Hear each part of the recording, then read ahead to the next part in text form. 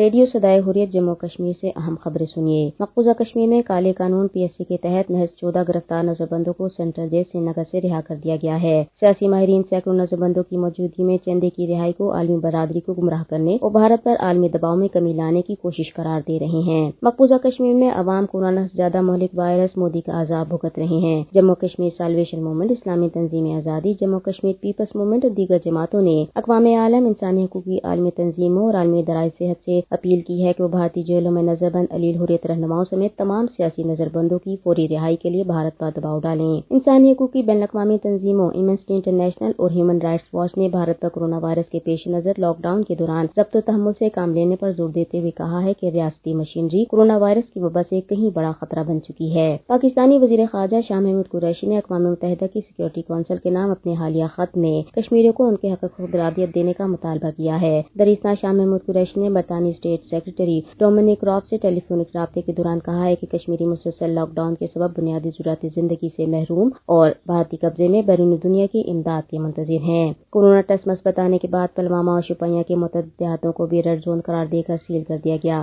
ادھر مقبوضہ کشمیر میں مزید 11 ڈاکٹرز میں کورونا ٹیسٹ مثبت آئے ہیں۔ ڈاکٹرز ایسوسی ایشن کشمیر نے قابض انتظامیہ سے ڈاکٹرز اور طبی عملے کے لیے حفاظتی آلات اور ساز و سامان کا مطالبہ کیا ہے۔ خبریں ختم ہوئیں۔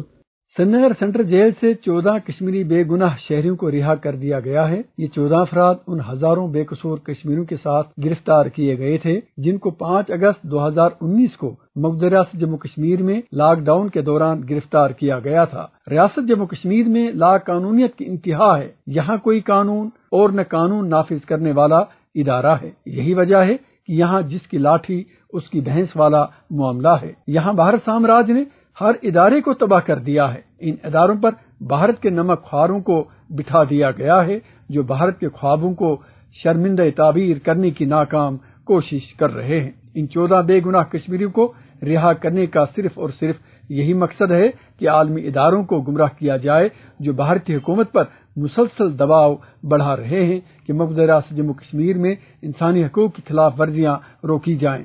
بھارت سامراج ایک طرف اقوام عالم کو گمراہ کر رہا ہے اور دوسری طرف کشمیریوں کو بھی حرام کرنا چاہتا ہے۔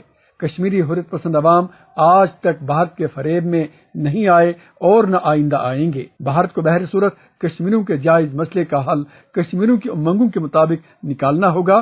اس کے علاوہ بھارت کے پاس کوئی چارہ نہیں ہوگا۔ کشمیری عوام نے اپنے حقوق کی بحالی کے لیے جو جدوجہد جاری رکھی ہوئی ہے وہ جدوجہد ضرور کامیابی سے ہمکنار ہوگی اور برہمن سامراج کا غرور خاک میں مل جائے گا۔